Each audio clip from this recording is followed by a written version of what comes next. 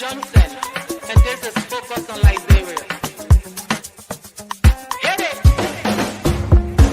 From Cape Mount to Cape Palmer, mountain back to Atlantic Ocean, over me hills to Pocondre, to educate, elevate, and promote.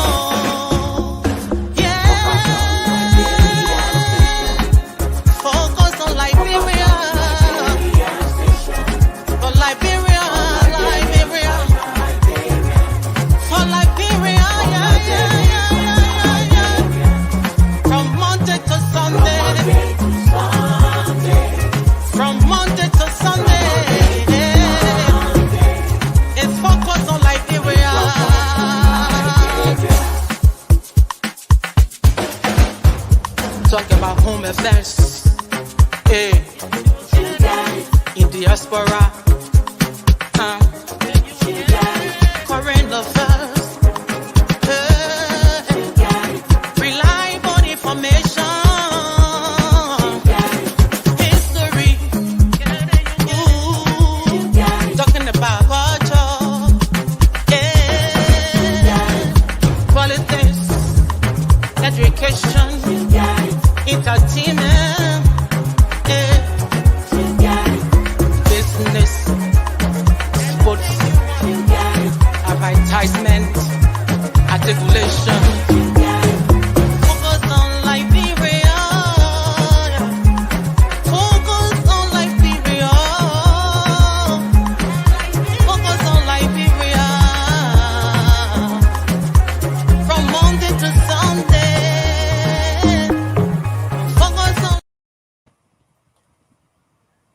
Welcome all the people in Focus on Liberia land.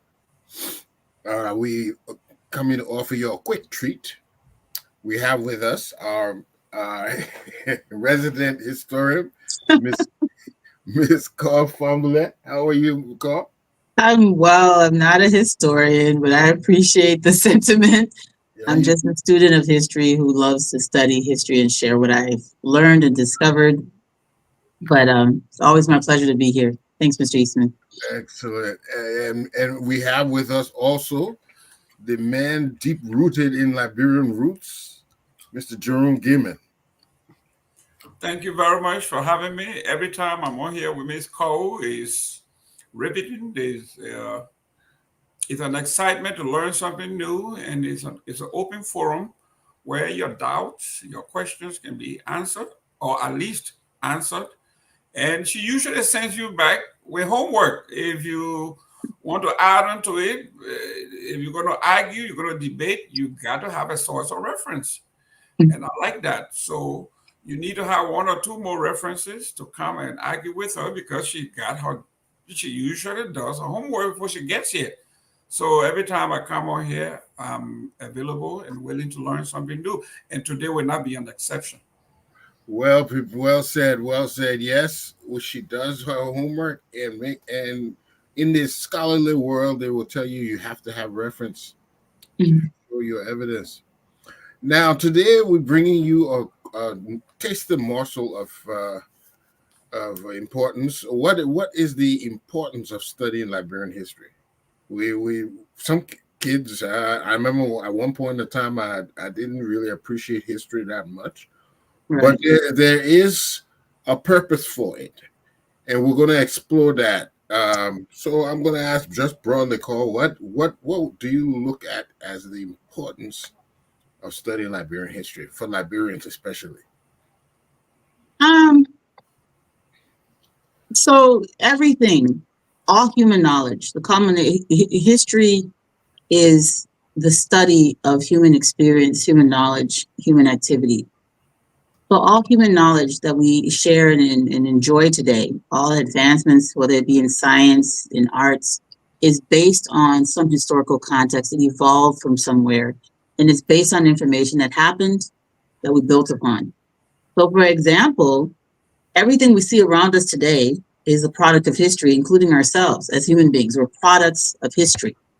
Our culture is a product of history, the way we speak, the way we dress, the way we think, our beliefs.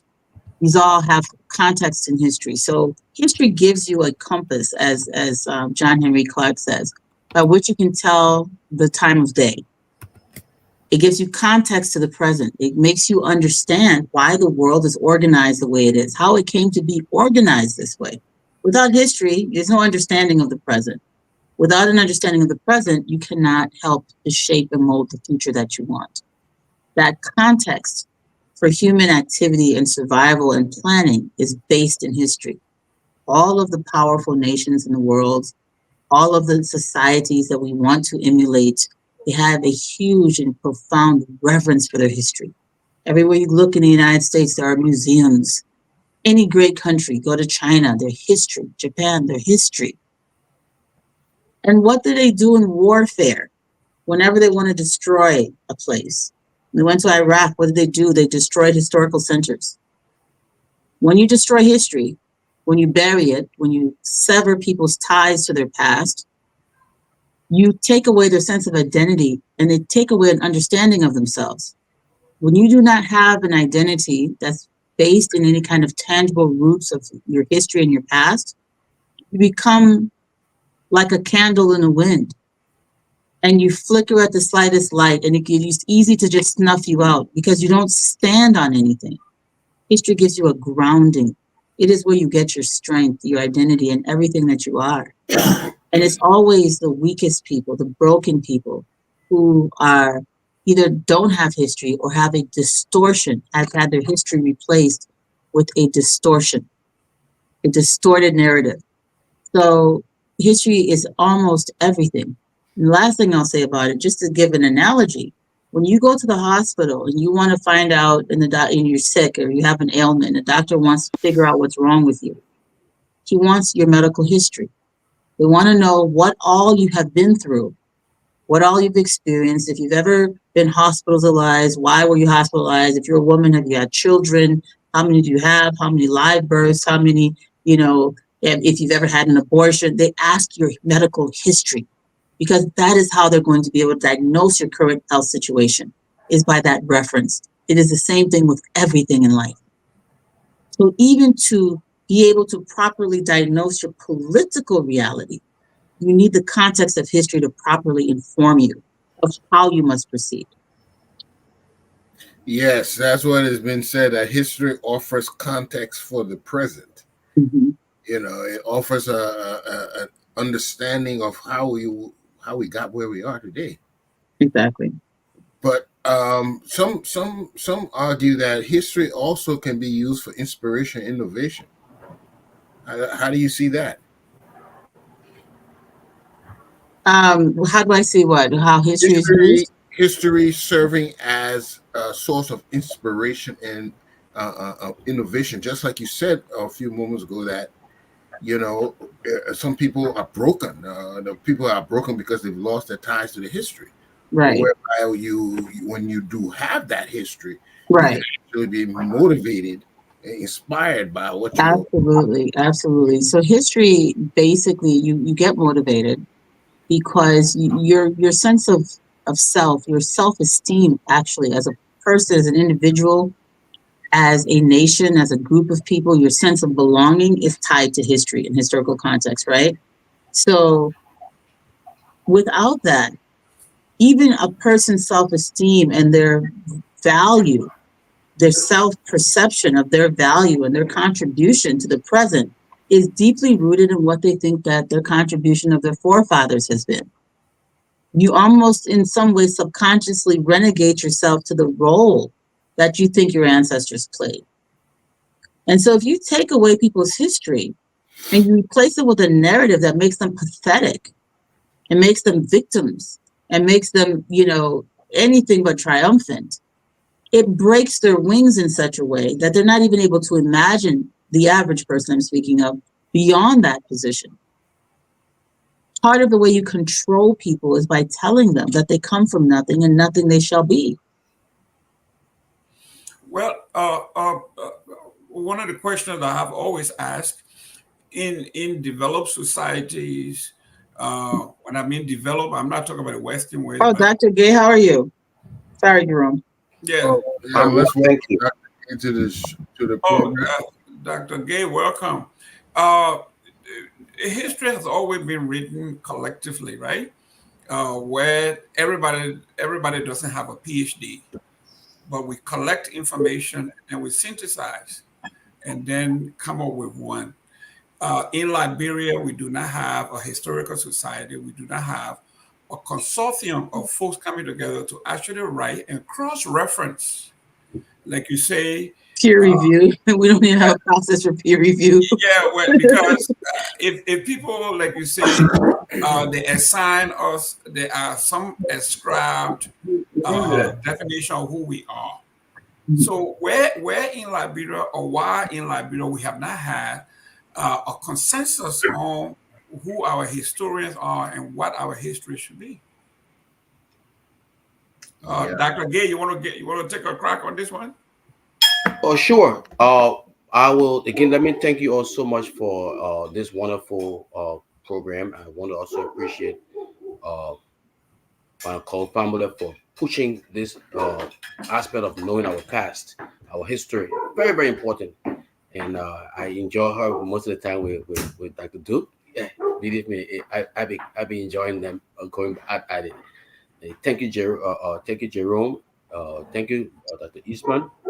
And Dennis, this is a wonderful show. I, as one who come in with the background of ethics, as a philosopher, I've always pushed the issue of history and ethics because the ethical dimension of it all is how do you connect to that historical consciousness? If people that lack knowing their past, they are bound to make the mistakes here and now. So the importance of history is always that consciousness.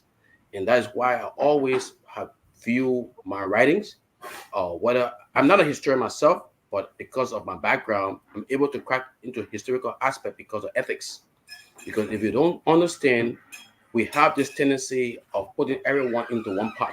That is very common in the way we talk about our Liberian history. We look at those who started, those 88 young men and women, and try to put them as if they were the ones that were operating in 1920s, and that is unfair to that generation. So it's very important to deal with the generation within the historical context of consciousness.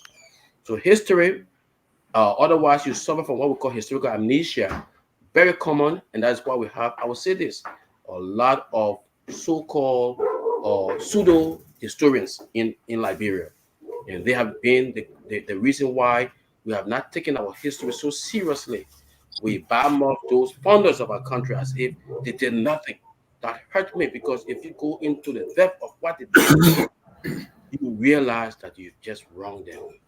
So I rest on this if there's no more to be added. Kawu, could you please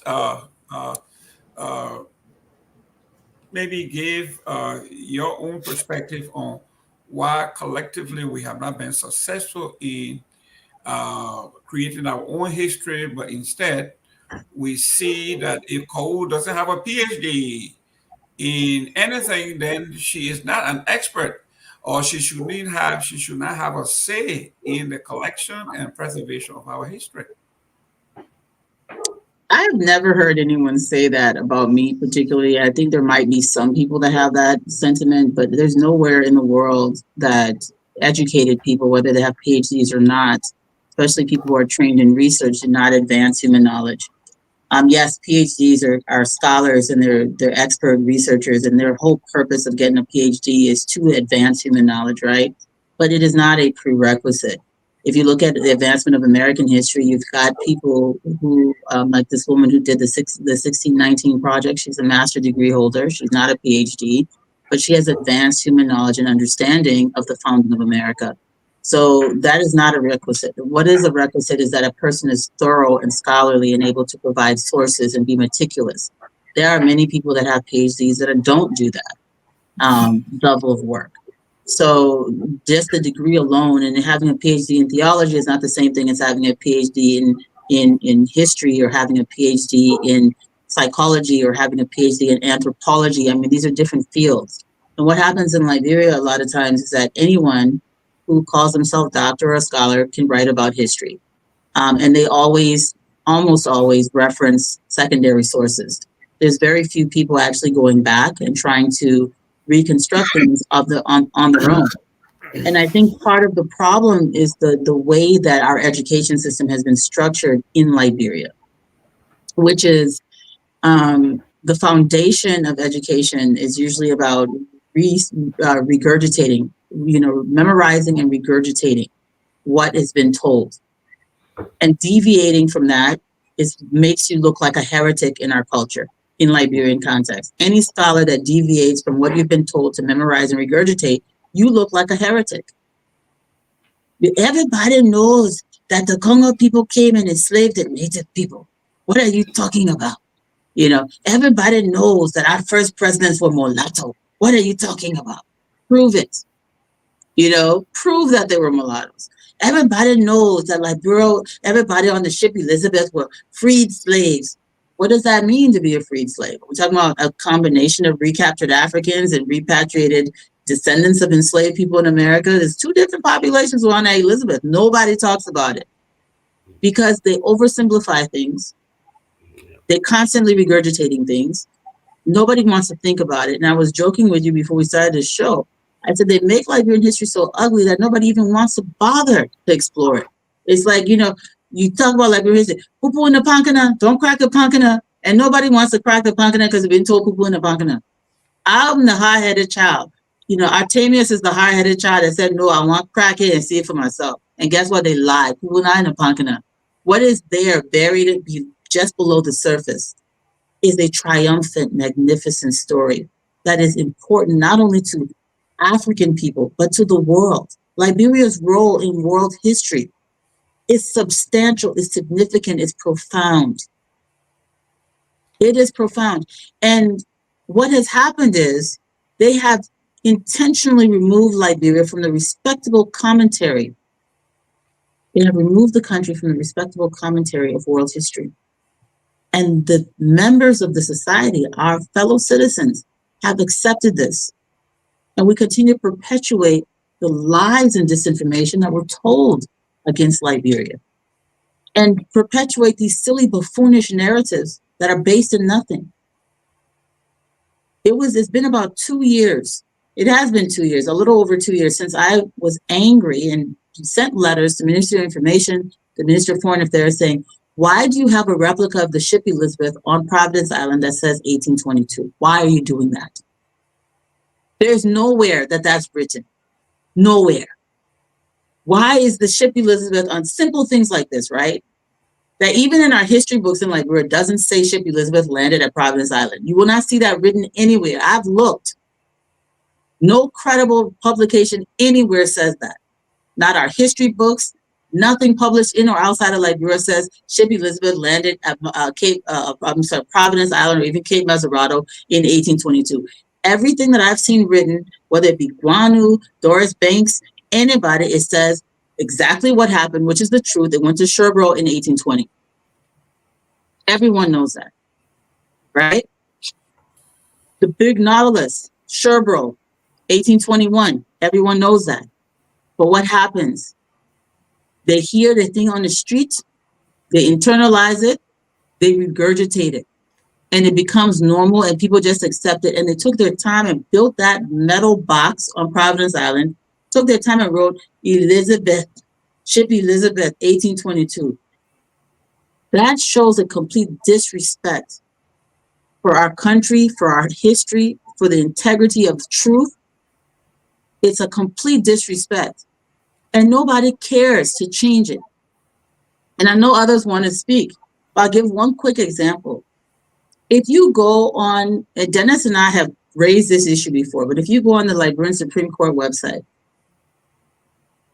they have a picture of our Supreme Court justice, which is not his picture. They went online and Googled and got a picture of some Supreme Court justice, state Supreme Court justice from New Jersey from the early 1800s, a white guy, and put his picture on the website and said that was our first Supreme Court justice. That kind of laziness and foolishness. And it's still there. I checked it yesterday, it was still there. And it's been more than a year when we said, hey, here's who this actually is. Please take this down from our website. It's embarrassing. No one has removed it. They have no respect for the country at all. You know, you bring up a good point here because accordingly, the study of history is supposed to sharpen your analytical skills because it requires evaluating sources, recognizing biases, navigating through interpretations. So, why is it then we don't recognize that we don't realize that it requires critical thinking and not just simply everything you read you regurgitate. But Dr. Gay, maybe you can, if we have Cole, we have you, we have Eastman, we have all of these great knowledgeable people who are thirsty, who know our history and we know what it should be. Why is it that history is being taught in Liberia in different form, different interpretation? And I'm going to tell you some of the things that we learned in Basso when I was at Basso High School. I think Mr. Eastman can tell you what he learned when he was either at CW or Monrovia College or Tottenham High School. And there's a dichotomy in the lecture series of our history. Why is that?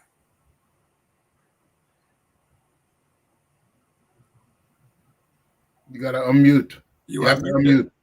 Yeah, I think the biggest problem, you know, sometimes I think good call talk about that. You know, we don't go to the root of learning, so it makes it easy. Even just the word history, if you just put it in perspective, just a Greek word, what history mean? You know, isotopia, inquiry, knowledge seeking. What does that mean to us? It means you go to the root of knowing what you're going to talk about. And I'm glad you just mentioned the issue about the Elizabeth. I was there for the bicentennial. It was a shame. I know the guy who built it, or Dan or Weglo. And I said, "Why you build this?" And it was just a common thing to know the fact, inquiry, basic knowledge to know what are you talking about. Primary source. How did you put something here in this historical site that you claim to be the Elizabeth when you could have just done? Go back to the research work. Don't be lazy. That this was the first ship there we know so far was the alligator brought in by the U.S. Navy. What was so difficult to find out that information? So that issue of not doing the proper knowledge of proper inquiry lead us to this kind of problem we face. And you raise another very important point. Does one have to be a historian to write history? Most people who study history in Liberia are not really written. So that's why you have a lot of political scientists writing political history of our country. So the issue then becomes, how then do we go back? So that's why I think Dennis and I have been speaking a lot of time. I said this channel is a very great way to vignette into us getting ourselves involved. And I had a chance to meet with President Sirleaf when I went to Liberia recently. I actually gave her a copy of this book. I did. This book called It Touched American Pie. Basically, just to retell the history of Liberia as I researched and found out. And it is so important to go to the primary sources and your own ability to ask questions about it. Why is it that or Jehuda Ashman is reporting on one thing, and then you find out you can also go into the same and ask the other question around. These are sources. It requires meticulous work. You cannot be lazy and just regurgitate. Otherwise, all you're going to find yourself doing, giving a history of that, you're giving false history. So that laziness has been the proper reason why today, when people say, "Oh, we declare our independence too early," do you expect a group of men, young men and women who suffered the burden of slavery, whose parents suffered that, to come into Africa and be ruled by white imperialists? Wasn't that a bold decision that they could take upon themselves, that there would be no way a white man would rule them? That in itself is a sense of dignity to know who they were. So until we begin to articulate the reason why our people have been able to move forward, we will always bomb up our country history. Look, Ghana took our story and made $4 billion. Called it so-called For real. That's so true.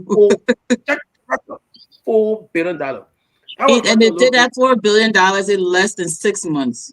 In less than 6 months. by getting a lady from Chicago, the president of Ghana appointed her as that person to lead the effort. While I was struggling writing a little book just to tell the history of the ACS, because you can't tell the history of Liberia without going to the ACS story, because you know, so it just tells you that our country has not embraced good minds, brilliant minds to tell our story. Until we do that, we have people coming in and giving this pseudo history and think that's the history we should accept. Thank you. I really appreciate that you pointed out the fact that Ghana is making money off of our story, and so is Sierra Leone. Yeah. Sierra Leone is also making money off of our story. Sierra Leone's whole tourism industry is based off of usurped Liberian history. But Liberians hate themselves. They've been not hate themselves. It's not, this is a little harsh language. Liberians have been taught so much that to be ashamed of their past, that they don't even want to, all they talk about is changing symbols. All they talk about, we got to change the Constitution. We got everything, they want to change everything. They haven't learned about anything, but they want to change everything. One of the things that is very disappointing is we have an education system that has not even trained or developed a curriculum or trained teachers properly on how to mold the minds of young citizens in such a way that they will have loyalty to the state and understand that they are responsible to advance the cause of their country and solve its problems. Every country in this world educates their young people to understand that they themselves are the ones who are going to innovate the future and solve the problems of their country. Every country that I've ever been to, whether it be some little Caribbean island like Antigua, where I lived for a little bit, or it be, you know, the United States or Ghana, you know, they educate their young people to understand that they are the ones who are responsible for innovating the future of their country. In Liberia, they are educating children or miseducating children into believing that the responsibility to advance their cause lies in the hands of others, and they must beg and plead and make themselves sorrowful and pitiful so someone can have mercy upon them and deliver them from themselves. It is pathetic. And this is irresponsible. This is one of the greatest problems that I see in the country. And if you give people that kind of educational foundation, whether they go into healthcare or sciences, or engineering, or they learn a trade, they're not learning those things to advance the cause of their country. They're learning those things so they can figure out how to get out of that country, or how to loot so they can advance their own personal interests. But it's never about advancing everything around them and everybody coming up together and creating a better environment. It's never about that. And it starts from childhood and miseducation and having a curriculum that is raising generation upon generation of people who feel powerless and who feel that their whole purpose in life is to look for a savior from outside of themselves. That's so sad. Well, Cole, and this is for, my question is for everybody. Jimmy, maybe you can chime in, Dr. Gay. When I served as vice president for the chamber here, the county wanted to write, the Chamber of Commerce wanted to write the history of the county. So what it did was they brought in historians, they brought in writers, they brought in historians, they brought in editors.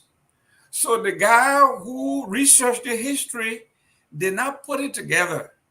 They had writers, then they had speech, they had editors, people who would actually make sure that your spelling is correct, your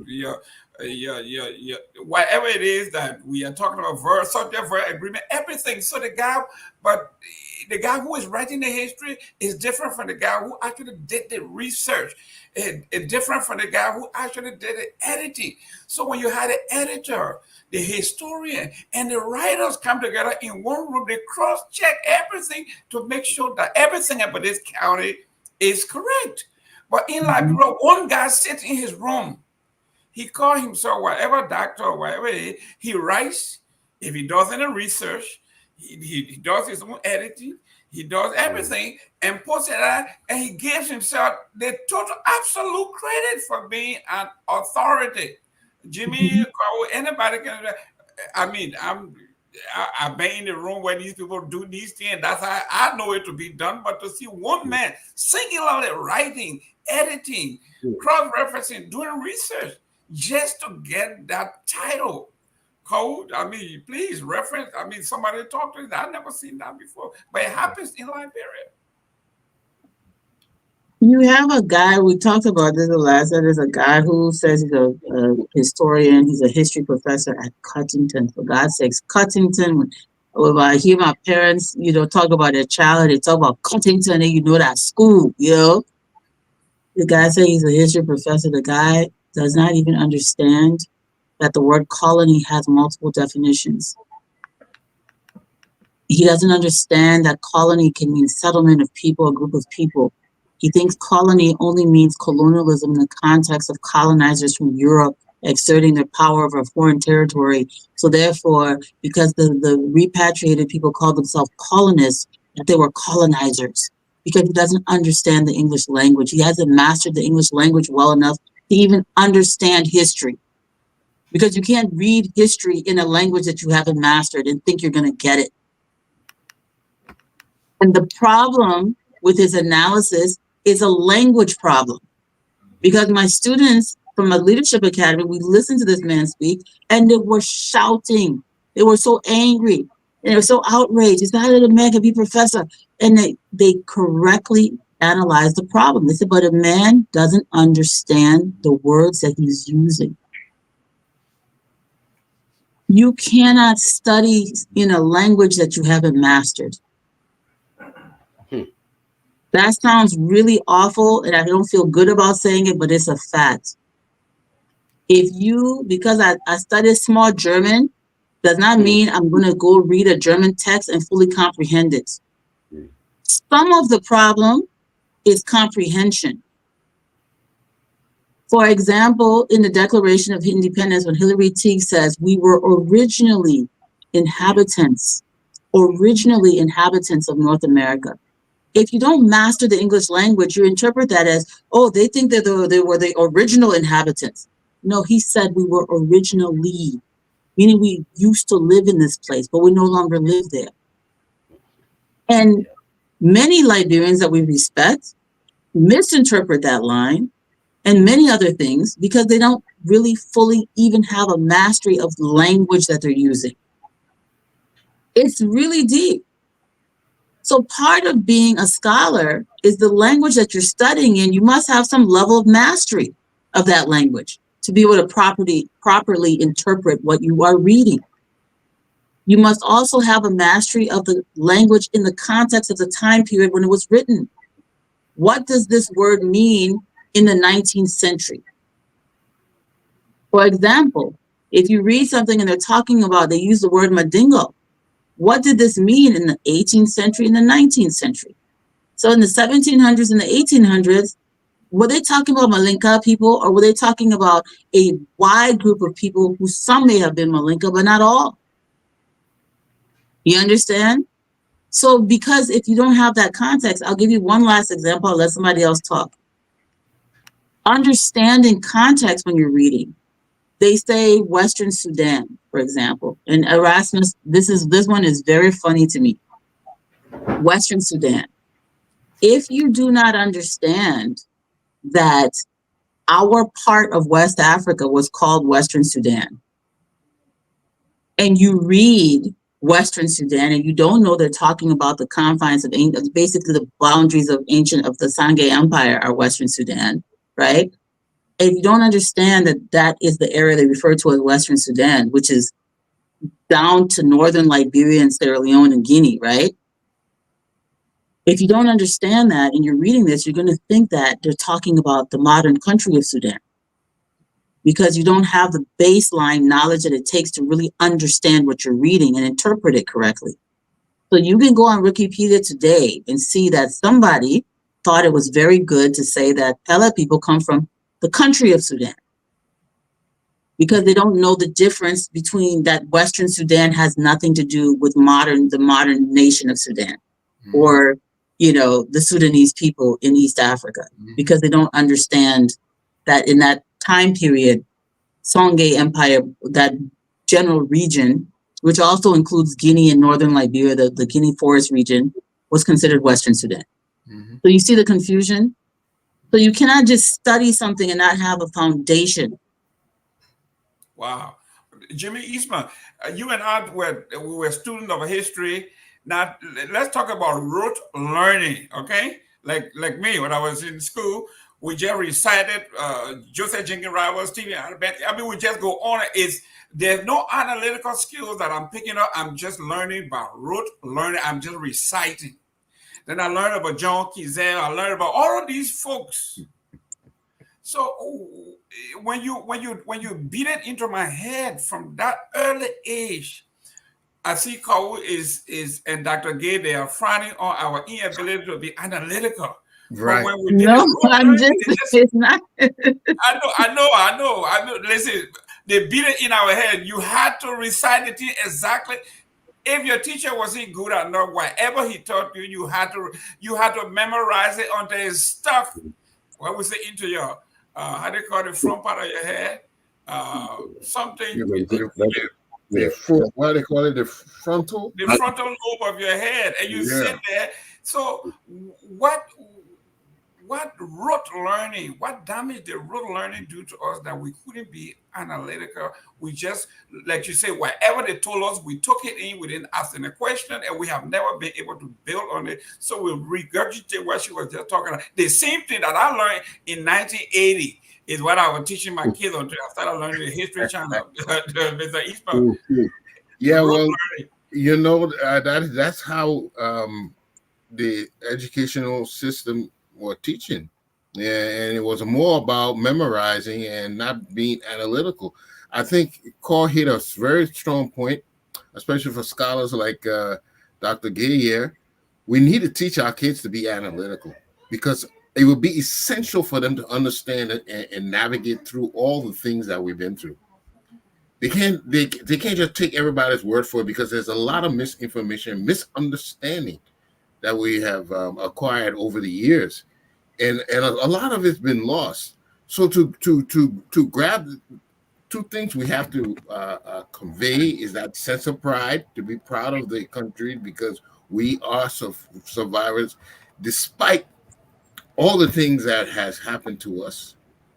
And also, we need to think for ourselves and not think let somebody else tell us what is good for us. Well, we need to figure it out for ourselves and be able to project that for the next generation to come. But you guys have been in teaching. I didn't call it pedagogy or something like that. Mm-hmm. Yeah. So it needs to be revisited, because if we don't, we will. That's all we will produce. So Jimmy, if I send something to FOL, are you able to share the screen at all? Yes, sure. Okay, I'm going to send it to the FOL email address. Okay. And I just wanted to demonstrate what I was talking about earlier and it goes right along these lines. Let me know when you receive it. Okay.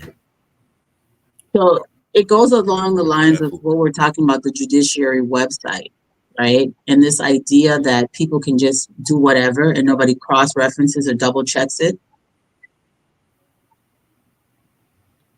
You send it to Focus? Yeah. Okay, I just got it. Okay. So if you can share that, and I'll help you navigate to what I'm talking about. And really, if you go to slide number 3, that makes my point. And everyone watching, if you can also go on the judiciary website and you can check this out for yourself. And I don't mean to embarrass you. FOL, it says Samuel Benedict. It says Samuel Benedict. Yeah, that's first, yes. Okay, yeah. I haven't done it yet. I don't know if I'm in that group. Okay, Focus on Liberia. Let me see some. It's the email address, not the group. You want me to send it to a group instead? I can't get to the email right now. Oh, email. You can send it to my messenger? Yes, I can. I will Yeah, just do send that. it to my messenger. I will see it. Okay. So basically, the point I was trying to make, and it's not to shame anyone, but I do want to. I think it's important that we call this out because it's an embarrassment. This is just as embarrassing as the ship Elizabeth being on Providence Island. It Great. is just as embarrassing as the ship Elizabeth being on Providence Island. Great. While we are navigating that, Dr. Gay, can you Yes. talk to us about your love for history and how you got into history while we put this up? Thank you. I been a child who was very close to my grandparent, my grandmother, very good old mom who kept the family history. So I always pay attention to Gola woman. We spent most of our time in Cape Mount during the war in 1990. Like most Liberians, we're from mixed heritage. So we learned a lot, and I learned a lot of the family story. Yeah, And not to cut you off, but can you actually introduce yourself so we know who you are? okay, yeah, okay, thank you. Yeah, thank you, Jerome. Completely. I was Came a that little happy late, part. so Yeah. we don't know who you are. We just know Dr. Gay. Tell us a little bit about yourself. Well, I'm from. I was born Central Street, South Beach, PHP. My parents, the late Bubba Gay, football player, Lone Star, Mighty Barrow, first Liberian to earn the Master in Sports Administration, under the Tobert administration, Captain Liberia for 10 years, and Mighty Barrow for the same amount of years. Just passed in January when we were about to go for the inauguration. My mother, Esther Innes, Gay, Bassa woman, from the Innes family. Grew up, went to school. She Jerome happened now. kindergarten. Yeah, Yeah. you can get away from the Boston people. I told her one day she won't believe Yeah, it, but you cannot no- get away no from the way. Boston people. No way. Yeah. And so she was my kindergarten teacher from AGM, and I moved from AGM. I would live on the two major plantation, BF Goodrich then, and then Firestone. And then I came back to Monrovia and graduated from St. Patrick's High School. So, and then I was fortunate to be one of the first 4 students to go to Zimbabwe, Africa University. And then won a scholarship, came to the US for graduate studies, trauma counseling, PhD religion journalism at Northwestern Media School as a Pew Fellow. And then I did my PhD at Loyola University of Chicago.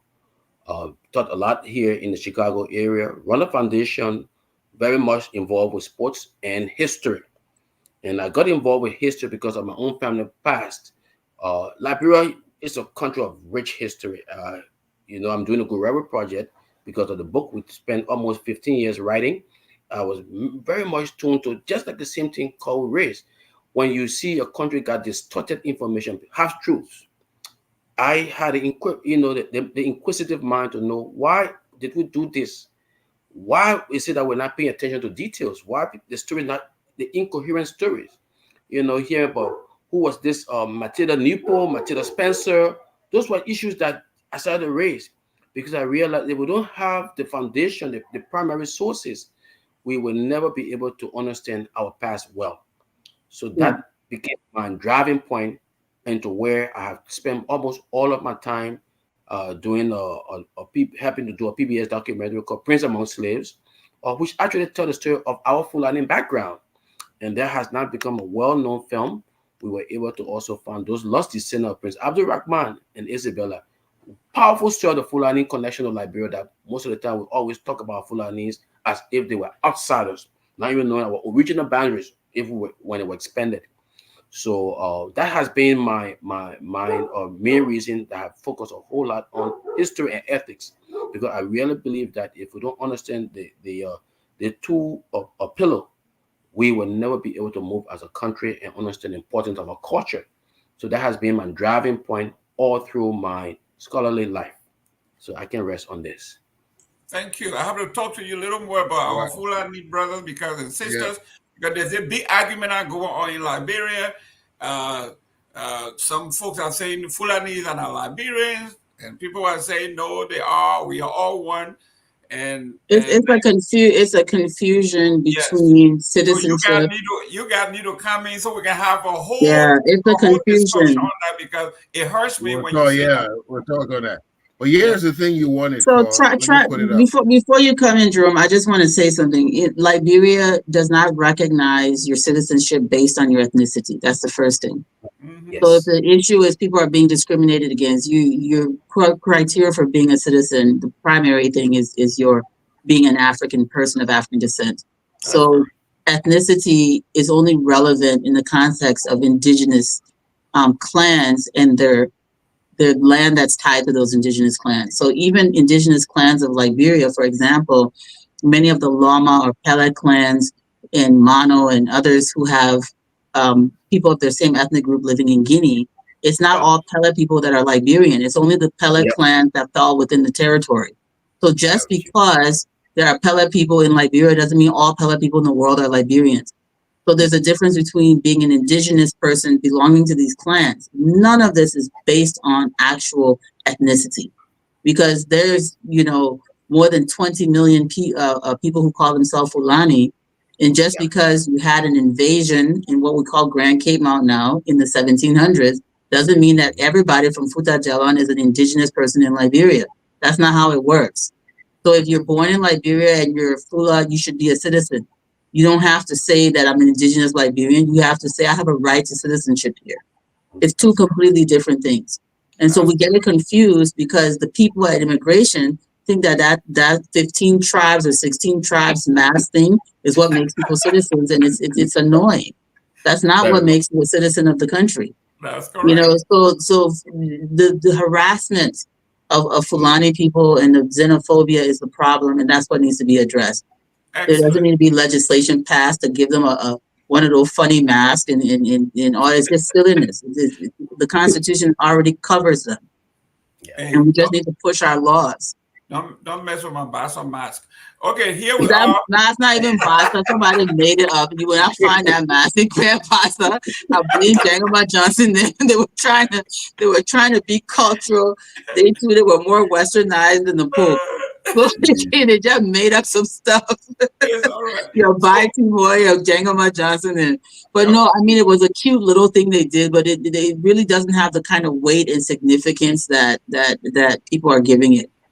Your citizenship is not tied to the language you speak.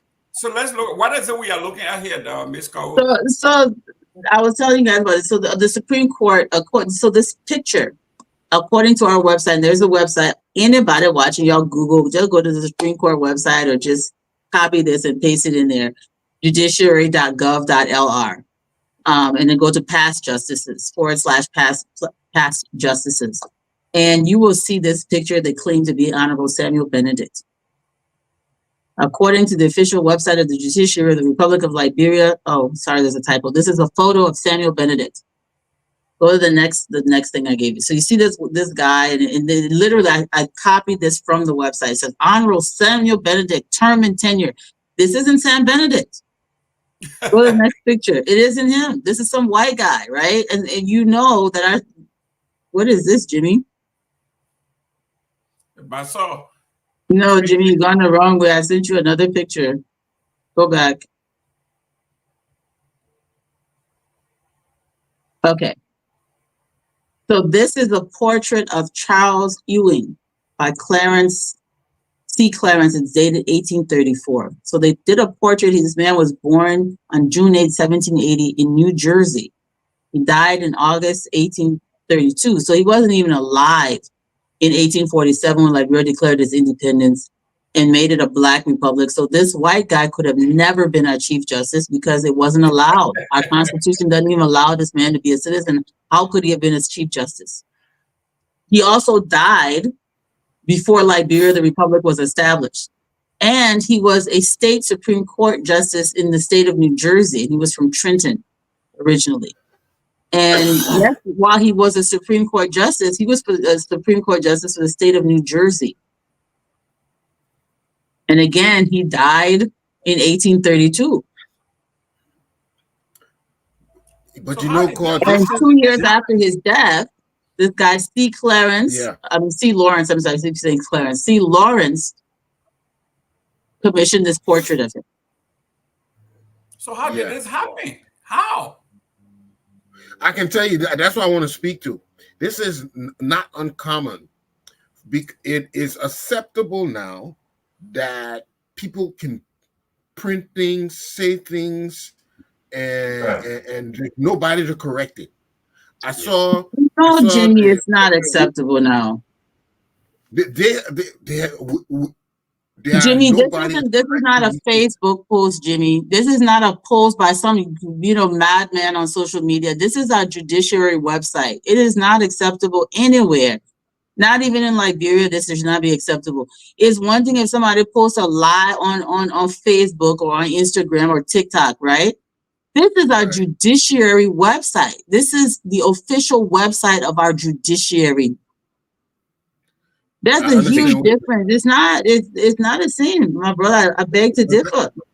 No, but what we're talking about is nobody is editing. We have nobody to oversee these things.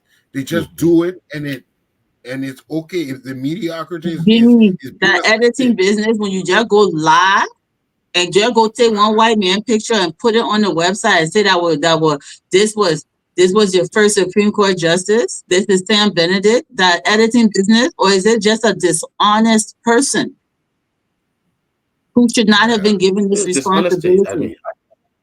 Therefore, we don't have a picture of Samuel Benedict. That's okay. There are a lot of great people in history who don't have pictures up. You don't have to go steal somebody's picture and put it there. That force? But isn't this a crime? We're talking about academic I don't know. I'm not saying, but I hope it is a crime. Let her go arrest the person because it's awful. It's so embarrassing. It's academic fraud because somebody teaching this in the history here in Liberia that this man was our first Supreme Court justice. And once you're being taught, it's on the judiciary website. This is how much they don't care about paying attention to detail. So don't be, somebody's asking the question, those children that were born by Nigerian and Ghanaian soldiers, how are they going? How are we going to call them? What do you mean, how are you going to call them? You call them Liberians. Exactly. I mean, the fact that people are even confused about this is a problem. Yeah. And it's miseducation. Why is that even a question? Even if two Nigerians move to Liberia and have a baby, that baby is Liberian. Yeah. Mm-hmm. You don't even have to have a Liberian parent to be a Liberian. A Nigerian can get up and go to Liberia and naturalize as a Liberian. A Kenyan, a South African, anybody can go as long as you're Black. You can go to Liberia. You can become a Liberian citizen. The reason the citizens are tying it to tribe is because they're confusing these tribal clans and the indigenous land rights with citizenship. It's not the same thing. It's not the same thing. Indigenous land rights, the land protections that were given to indigenous people based on the clans they're from is not the same as citizenship. It should not be confused. And when you're a citizen, you can buy land and you can deed land. You're a citizen. You can own land. But tribal land rights, community land rights are the property of indigenous people. That's really what it is. And so this conversation about giving indigenous status to people who don't have traditional clans within the territory is problematic.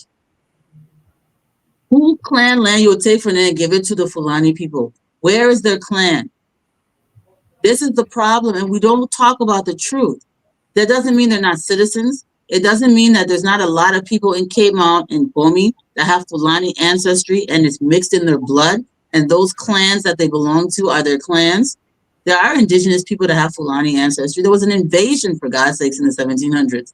They had lots of babies. I think Dr. Gay himself has Fulani ancestry, if I heard him correctly. Yes. So this is what they did, right? So, but you can't say now because that happened that now we're going to give them a mask. It corresponds.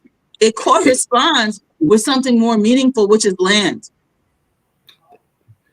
And you cannot give indigenous status to non-indigenous people anywhere in the world. It's wrong. It's analogous to people coming from Mexico. They're indigenous south of the border, but within the contiguous United States, if you come from Mexico and you cross and you're an Aztec, are you indigenous to North America? Yes, you're indigenous to Mexico, but you do not get indigenous rights in the United States, which is a country, because you're indigenous to Mexico, not to the USA. So you're not going to get the same protection as Cherokee and all these other indigenous groups in the United States because you are Mexican. Does it mean you can't be an American citizen? No, you can definitely be an American citizen. Are you historically related to the people in New Mexico and Texas? Yes, you are. But we're talking about two completely different things. Imagine if everyone that immigrated to America from South America and Central America and Mexico were to come to the United States and say, because we're indigenous to South America, Central America, and Mexico, or even Inuits in Canada, we therefore have indigenous rights in the United States. That's not how it works. It's tied to the territory and the land. Everyone is indigenous somewhere. This is a fact. And it's not to exclude anyone, but we need to also focus on the fact that you cannot discriminate against people, citizenship, just because they're not so-called indigenous. It's wrong. One thing has nothing to do with the other. Good. Now let me ask. I think thank you for the clarity, because even I have to plead guilty on this one here, because I was not equipped to make the distinction between citizenship, which is what most people in Liberia are misinterpreting, that Fulani should not be there because they are not Liberian. Kowi just made it clear that those who were born in Liberia, they are Liberian citizens. Let me give a clear example. I mean, there are citizenship and nationalization laws, 1977. They did a lot of funny stuff, but overall, the Constitution is the Constitution, and any law that contradicts it is not law. The bottom line is this. You have Maninka clan in Lofa, right? You have indigenous clans in Lofa that are Maninka people. Does it mean that a Maninka person coming from Kankan is now an indigenous Liberian? No. You have indigenous I'm a Ma woman, right? Clans in Liberia, within the Liberian territory. I literally have cousins in Guinea. Yeah. They're not indigenous to Liberia. They are my cousins. They are Guineans. We lost that territory. Okay. You understand? So just because they're Mono people, it doesn't mean that they're from Liberia. They're indigenous Liberians. No, they didn't move. The boundary cut them off. And so we have to recognize that we have accepted statehood and there are modern boundaries. And we do have people that spill on both sides. You have Bai people in Sierra Leone, and my husband has family members in Sierra Leone and Liberia. My husband doesn't go to Sierra Leone and claim to be indigenous there. He's from Tiwa. He's from Tiwa family within the Liberian territory. You understand? So, if I may add on this conversation, which is very important, my issue have always been to focus on how do we do biometrics, how do we do the issue of lineages. I think lineages is where I found lineages to be problematic in this whole process as we talk about citizenship, as we talk about even ethnicity. I'm of the mindset that ethnicity is fluid, it evolves. So if we were to do a census, that's why I said that it's a travesty to our country history and to the governmental space. That legend has just been has not functioned well. So how do we count? Let us say right now we don't know how the population of Day or even Sapo are not even mentioned. I think Sapo is not even counted as an ethnic group within the ethnic space of Liberia, the indigenous space of Liberia. In fact, it's seen as a subset of the crew or the crown. So my Sapo is listed under crown. Okay, they listed on a crown. And the Sapo they argue right now. They say they want to stay as a separate group. Are they right to do that? So this is the thing that I would say. So when we look at anthropology, and I think what needs to happen is the Liberian government needs to really be clear that this idea of tribe is not a constitutional issue. Yeah. Okay? There's nothing in the Constitution that recognizes tribes. Yeah. Right? Absolutely. So it's not a constitutional issue. It's strictly a cultural issue because there are Sapo clans. Nobody's denying Sapo people their indigenous land rights. The only benefit they're going to have to separate themselves from Crown people is they'll have some funny mask that somebody will draw and say that a new mask, right? But when it comes to indigenous land rights, Sapo people have the same entitlement as all other indigenous people. And in fact, the difference between Sapo and Crown people is less than the difference between most Gribble clans. Gribble clans have greater variation in language than the Sapo do from the Crown. You know who else has greater variation in language? The people that we call Pele people. They don't speak the same language, really. They really have never considered themselves one group of people, right? It was something that's an imposition on them. So if you're Pele from what we consider to be Bong now, let's say you're Pele from Todi, and you're Pele from Banga, you're not really the same. You are more unalike. You're more different from each other than Sapo people are from the people we call Kron. So if you study the anthropology of it and you study the linguistics of it, if we start going down that road, Mono people from Ga, where I'm from, are going to say, well, that's the case. Our dialect is different, so we're not the same as the Mono people up there. We are now going to be called Ga people. Let those other Mono people call themselves, something else. And what is the point? Because the Sapo clans are still there and they still have their traditional land rights. So what else? What other benefit is there? Nobody's going to tell you, say, why you're under the umbrella of crime. If I had it my way, and as we talk about the fluidity of ethnicity and the history of how we even got to name tribes, if I had it my way, most of these Klau ethnic groups would be grouped together like the way the Pele people were. Because the Pele are just as diverse, if not more diverse. We don't talk about it because Pele people, they easy go into that, yeah, we all the same, so you say, but can they really even understand each other? No, they can't. Yeah. If you get chocolate at Pele, you're not even.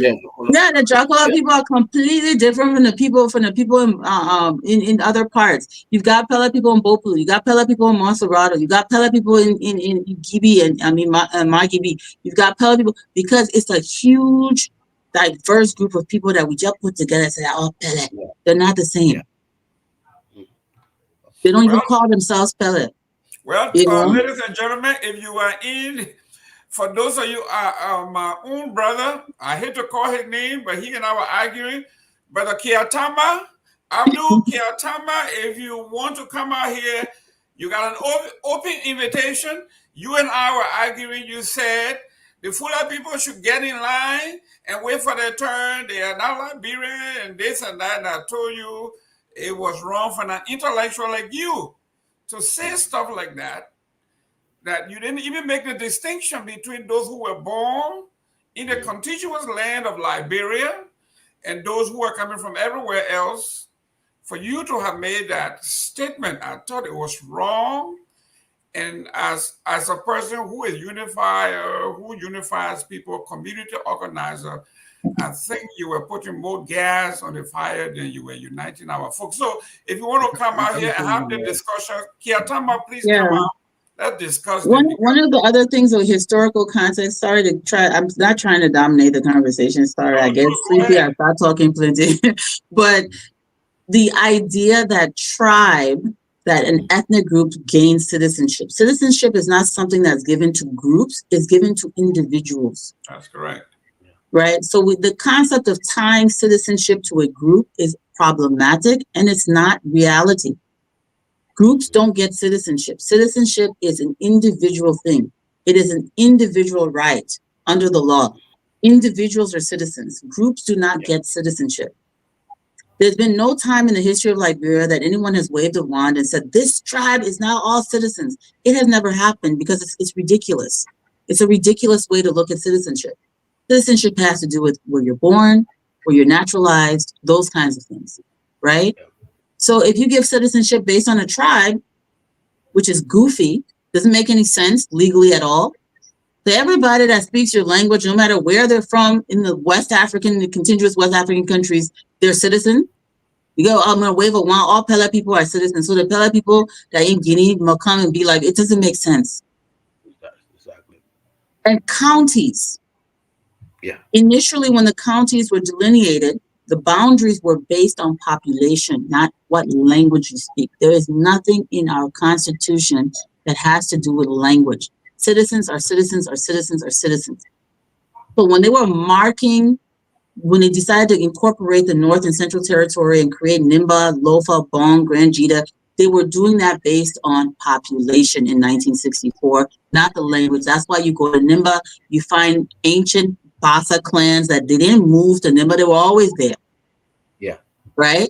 You go, you find Dom people, you find Mon people, right? You find different people who have all were there before the county boundaries were delineated. You also have Ma people in the place that they call Riverside today, which was carved out of other counties for, but you have traditional Ma clans there in northern Riverside that have always been there. You've got Bassa people in people who call themselves Bassa in Nimba. Because, and you go to Montserrato, there's Pele people, there's Bassa people, because nobody had time for your language. It was about population. These are all citizens. We're going to draw the line here. Now we got enough people here for representation to be equal, roughly equal from county to county. It wasn't until after the coup that they tribalized counties. Then you call, Grand Cru, the Cru people, because the confusion was they hear the name Grand Bassa and they think that the county was created for Bassa people. No. It's not only Bassa people in Grand Bassa, and all the Bassa people in Liberia don't fall in Grand Bassa. Some of them are in Montserrato, some are in Margibi, some are in Nimba. So what is this idea that we have? Where does it come from? And it's not based on anything tangible. It's just an idea, a misguided idea in the imaginations of people that nobody corrects. Grand Cru County, this is where the Cru people come from. What about the Cloud-speaking people that come from Maryland? Yeah. What about the Cloud-speaking people that are from other areas? There's no such thing as a county belonging to a so-called tribe. It's a fictitious concept. It exists in no reality in Liberia. Mr. Eastman, you're the politician here, you're the diplomat. What do you think, what was the logic behind this whole tribal identity being contiguous to some particular segment of the country, the Bassa people? You stay here, this is your area, you claim this. Why do you think that came about? Is it political? Was it convenient? And we are perpetuating the whole thing. When you talk to somebody, the first thing they want, from Liberia, where part of Liberia are you from? Yeah. Like Cole said, citizenship is a new concept, relatively new concept to us. And so we more think, when we think of ourselves identity, the first identity that comes to mind is your tribe. But now there's a new concept that means you are national. You're a citizen of a country. That's something new. So I guess there's this whole idea of people trying to identify their tribe with where they are. It's just another way of identity. Because I'm Bassa, that means I'm from Grand Bassa, or that's my home. It's just another identity thing they're going through. But you can be Bassa and your home be in Montserrato. Yeah. So I think part of it is a miseducation. It can be communicated, but nobody is trying to do that.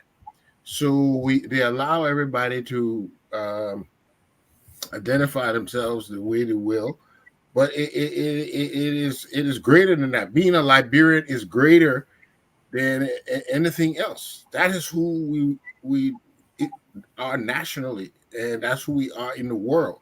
The first thing you are is a Liberian. If you go anywhere, you tell them, say, I'm a Bassa man, they don't know that, but you see you're a Liberian, they recognize that. So I think it's an adaptation we have to, a process of learning and developing citizenship and nationalism is what we got to go through. Dr. Gay, this subject is very germane to this topic today about history, right? Those of you or those of us who are interested in correcting the history or the perception of what we didn't know, like we say, we didn't have primary sources of information, so we are basically cross-referencing. Now that you are interested in history and she is in depth, how do we rewrite to correct some of these errors that have been made and been repeated? Well, I mean, as I said, just to piggyback on what we just said, that is why I've tried to move away from the tribalization of our country. We will call 6 million the Swiss nation and call over 40 million Yoruba the Yoruba tribe. That imposition of this Westerner giving us, because each time when we are being called a tribe, is basically in my mind is to denigrate or to bring us down. But just imagine 5 million people consider the Swiss nation, Switzerland, but you have almost 40 million Yoruba speakers, and you call the whole Yoruba group the Yoruba tribe. So think about the mindset that is being played there. So if we move towards citizenship, and let me add, just we said, let me give the founders some good, let's give them credit. Look at what Liberia did in its beginning, bringing people from other parts of the region. Most people don't even know Jimmy Barrow. The name Barrow, it was never it just Jimmy Barrow took the name, but that name, it was a guy that came to Liberia by President Tubman, a Nigerian Sierra Leonean, and that name entered into Liberia history. But most people, again, because of lack of history, we never even got to know who Mr. Barrow was. So that has been our history, this welcoming society. Listen to Sylvester Moses. He's a crew who grew up in Sierra Leone. The whole ethnic group of the crew that moved to Sierra Leone, but he was embraced in Liberia. And he always remembered his past, that his people were removed from that part of Liberia during the crew and the government war, and had to move to Sierra Leone. So if we move towards telling our story, and again, the primary source will be important, but the emphasis has to be placed on what this show is doing and the writing of our history. And it has to be intentional, because if there is no political will to tell this story as it should be, we're going to have this kind of bad way of moving our country forward. The Rwandans found a way to do it. They realized they had to move and change their past. That's why Rwanda had to say, you know what? We have a bad experience with the French, where they use us. We don't want to think about a new way of doing nation building. Now Rwanda is considered an English-speaking country. So if what Cisco is doing right now, and what we are trying to do, whether through writing and through documentary or film, and move that towards the curriculum level, we'll have, and then our government takes this money we're giving to lawmakers and put it into the generation of our young people for the next 10 to 20 years. You're going to have a new form of citizenship. And I will tell you, if I will argue here, I think the largest ethnic group, if I may say, will be the new generation. I call it hip code generation. These are young men and women born all over our country. They don't speak any, they are not attached to any ethnic group. As far as you ask and say, I don't know what my mom speaks or my pop. There's a whole generation of young people. They are no longer tied to any ethnic group. How can you identify them? Wait, hold on. I'm sorry to interrupt you. You're saying there's a generation of Liberians who say they don't know what their mom speaks or their pop? They don't speak their tribe. They have their own form of speaking. They don't speak. They may not speak the dialect. That I can understand, but they're saying they don't know what their parents speak. I'm just trying to clearly understand what you're saying. They may know what they think their parents are, but basically they do not speak the dialect, because most of the times, we always identify with the language of your parents, but they don't speak it. So how do you then identify them? And they tell you, basically ask them, I don't know. They have their own way. That's okay. Let me let you land. No, that's it. So I'm just thinking about how then do we think in the next 20 years? How will you identify them? Because if they're completely, they're not speaking anything, how can you tie them down to an ethnic space or to a tribal space? So these are things that, we should be thinking about through legis. Yeah, the country is over tribalized. I agree. It's over tribalized, and it wasn't always that way. One of the most outrageous things that we do that is an example of over tribalization is if you're from an ethnic group and you go to law school in Liberia. Let's say I'll use my ethnic group for example, because we like law. Plenty, I think per capita we overdo this law thing even more than others. So if you're a Mono person and you go to law school, even if you were born in Montserrat, even if you lived in Montserrat for 40 years, you go to law school, even if, what do? They take you and they send you to Nimba to go take the bar in Nimba, even if you never lived there. Did you guys know that? No. Yes. They ask you what's your tribe, and you go back to your so-called county, Wow. and you take the bar exam in your county before you can wait for 5 years as an apprentice lawyer. Then you take the bar, the Supreme Court bar in Montserrat. Even if you're not actually from Nimba, just because of your ethnicity. So I have a cousin who was born and raised in Monrovia. She left, came to the States as a refugee, went to school, went to law school. After she graduated from college, she went to law school, went back to Liberia during President Sirleaf's time, and she's a lawyer. She has a Juris Doctorate degree. They sent her to Nimba to go take the bar. Oh, you Mono woman, go to Nimba, sit the bar. And she probably went to Nimba to go take the bar. And I was like, what the heck are you doing? You've never lived there. You're not a resident. You're not from there like that. So this just happened. This is a recent phenomenon. As recently as our Vice President Benny Warner under Talbert, he is a Gibi man, Gibi Bassa man, born before there was a place called Gibi. He was born in the Gibi territory on a banana leaf. So that man was Bassa man, right? Because the Gibi Bassa people that Bassa. He then goes to Bong County to go to school.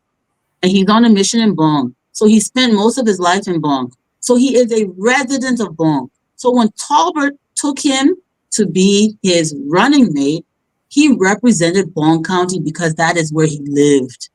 Not because he was Pele, not because he was born there, but because that's where he lived. When these people drafted the Constitution, most of them were born in America. Stephen Allen Benson was representing Bassa, not because he was a Bassa man, it's because that's where he lived. Benson was born in the United States. Joseph Jenkins Roberts represented Montserrat because that was his residency. He was born in Virginia. You understand? It is not until after the coup we don't realize that you are from the place. We talking about your ancestry or your place of birth. The Constitution is talking about residency. Where do you live? So, for example, you've got two people living in Montserrat County running for office. I was just watching the neck. A lot of people who are from Montserrat running as running mates because they're from two different tribes, but they're from Montserrat. It's unconstitutional. These two people have lived in Montserrat their whole lives. How can the vice president and the president be running on the same ticket and the Montserrat people? No, the other man, that Pele man, they're from Montserrat. Councilor Gonglo has been in Montserrat his entire adult life. You understand what I'm saying? His entire adult life. Yes, he was born in Nimba. Yes, he's a Mono man like my father, right? But he is a resident. Y'all see the difference? Yes. And it's because we're not teaching civics in school. This is where the confusion is coming from. And it should be obvious. A friend of mine, Abraham Weir, he is the talk show host on Freedom FM. He just passed his bar exam. He just graduated from law school, I think, in October. And last month, he been installed in Grand Bassa County because they said there where he needed to go. His parents are from Bassa. So he had to go to Bassa and take the bar exam, and he been installed, but practicing in Monroe. And I'm saying, what is this? So I'm glad you brought this up because it is going on as we speak. So this is very germane to what we were talking about, our history, our civic, our mindset. I think we are just wired terribly from the foundation. I don't think it's from the foundation. We've already established that the foundation was correct. What would you call that? Our judiciary got it wrong. Our universities got it wrong. Recently. No, but got it okay, wrong. how come when Talbert was looking for a vice president, one of the factors that made him choose Warner over Jackson Fiado is Jackson Fiado was a resident of Monserrato. And so was Talbert. So Jackson Fiado could not be his vice president when he was choosing to replace his vice president. He was considering Jackson Fiado, and they had to tell him, no, this man is a resident of Monserrato County. So Jackson Fiado could not be the vice president. That's how Warner was selected. He was the second choice. So it's not from the foundation of the country. That thing started after the war because they got it right. Talbert was, looking for running mate. No, what I'm saying is Jackson Fiado for Nimba. He said Jackson Fiado is a resident of Monserrato, so I cannot consider him. No, I'm talking about our history and our way of doing things, our train of thought, our processes. If someone can deliberately take the picture of a person that has no connection to our country and just place them, the judiciary. That's just a person being dishonest. Yeah, that's what I'm saying. So, I mean, that's somebody that was given a job of building a website. The other thing people do is they lie, right? People lie about their credentials a lot in Liberia. It's become and I'm so glad that Dr. Gay is an ethics person, because that's some of the things that we teach at the Leadership Academy. And I'm going to actually draw upon your expertise to assist us one of these days. But the concept of having integrity in what you do has been lost to a lot of people. So it's like a fake it till you make it society. Somebody probably, I'm an IT person, I know this, I want to drop. So they gave him the contract to build a website, and he just made up stuff. That's clearly what happened. And when you give somebody the impression that you know what you're doing and they trust you with it, you're the problem. But what happened to the person for whom you are working? They don't do cross-checking. They don't do background check. They don't do editing. They don't Jerome, I hired a roofing company. I hired a roofing company to change the roof of my house because we had a bad storm last year. So my husband and I brought people here. I didn't go up there to go check if I didn't climb on top of my house to go inspect their work. I wouldn't even know what to look for. I'm not a roofer. But when I go to hire a roofer, the person said a roofer, I expect that they're going to lay my roof correctly. The only thing I was involved in was picking the color of the shingles so it would match the trim on my house, and that while going there to go look for, I know about roof inspection. So if you are an administrator at the judiciary and you hire someone to put something together, what you cross-reference it, how would they know? Yeah, but you have to have content, because when I was creating my website, the web developer asks you for the content. You have to give them the correct spelling of your name, your title, everything. Well, nobody checked. What I'm saying here is that we are a nonchalant society. We are not, like you say, ethics is not part of our standing. It's not one of our strong suits. So it behooves us now, like I told you earlier, when these people were writing the history of their county, they brought in writers, they brought in editors, they brought in historians, they brought in researchers. Everybody had their part to play, and then they were synthesized into the history, make sure that everything was correct. We don't have that. So everybody, in fact, 2005, I was in Liberia when I met with, 2006, I met with the late Joseph, I think, what was his name? Goniga. He was the former Minister of Education. And I asked him, I said, do we have any curriculum, unified curriculum for the country? He told me, not really. He said the last one we did, according to him, the last one we did was 1974 or something of that nature. Because I couldn't, the whole while I spent at Bassa High School, we were learning something different in history. When you go to Catholic school, they were learning something. You go to St. John Parish Day, they were learning something different. You go to Seventh-day Adventist Day, they were learning. So we did not have a coordinated curriculum. So you see how our history was being piecemeal.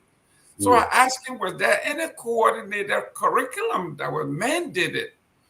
And he told me no. So this is Wow, that's just one. terrible. He said he remember one that was done in 74. I mean, we talk about 2006 here after the elections when we went. And I'm saying to myself, no wonder my history in Baza High School was different from my brother's history at St. Peter Clever School.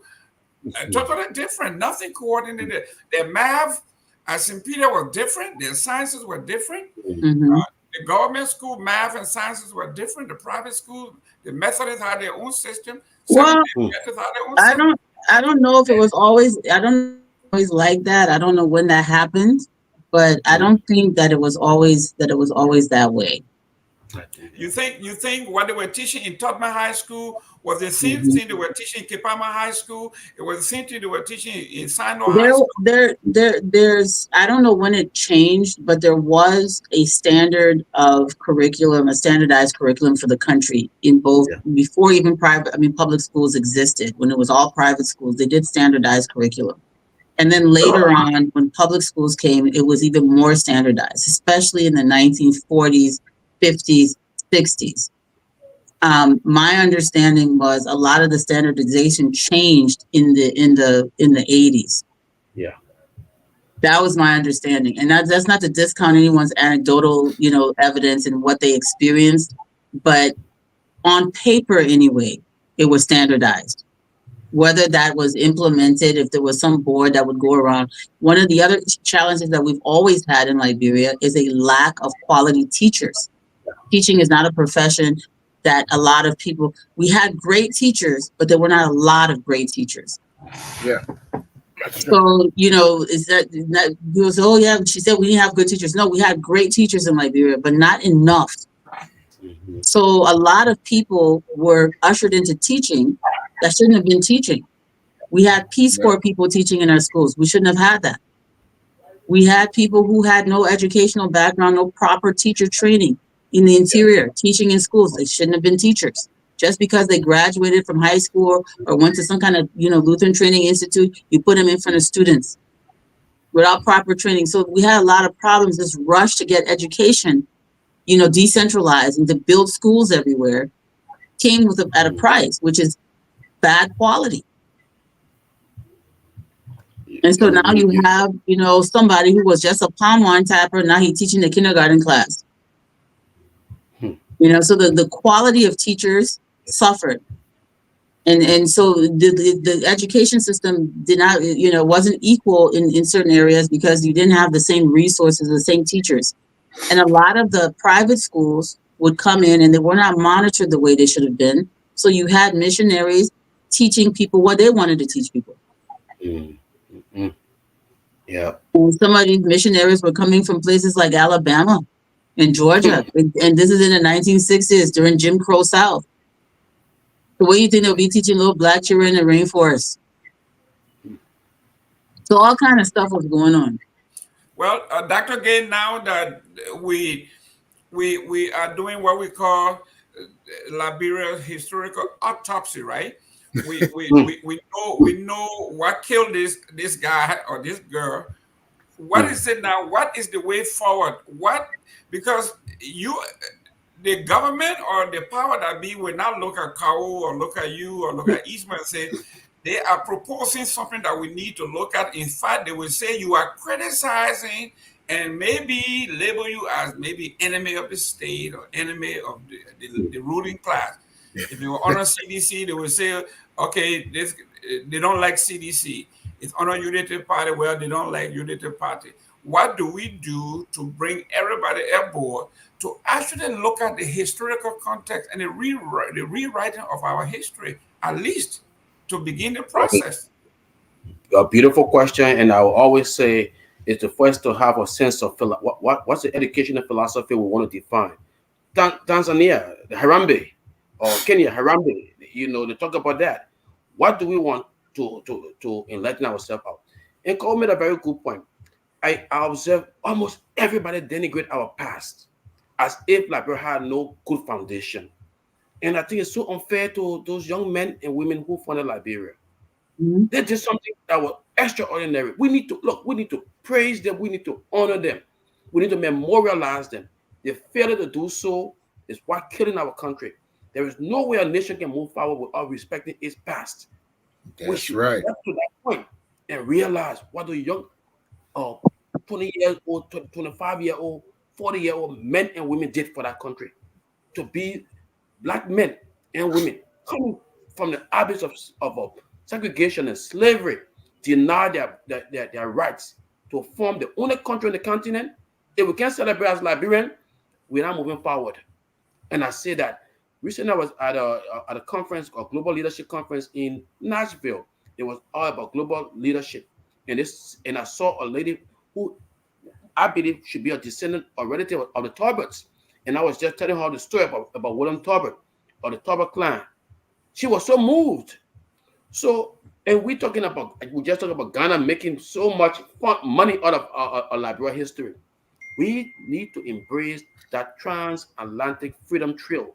That story should be part of our way of redefining what Liberia should and ought to be. Because if we can have that, how many times you walk somewhere else and someone tells you, oh, the first country to declare independence in Africa is Ghana? How many times you have heard that? I have to always correct people. I say, no. I've never heard that before, but I was not surprised. I'm not surprised. Yeah.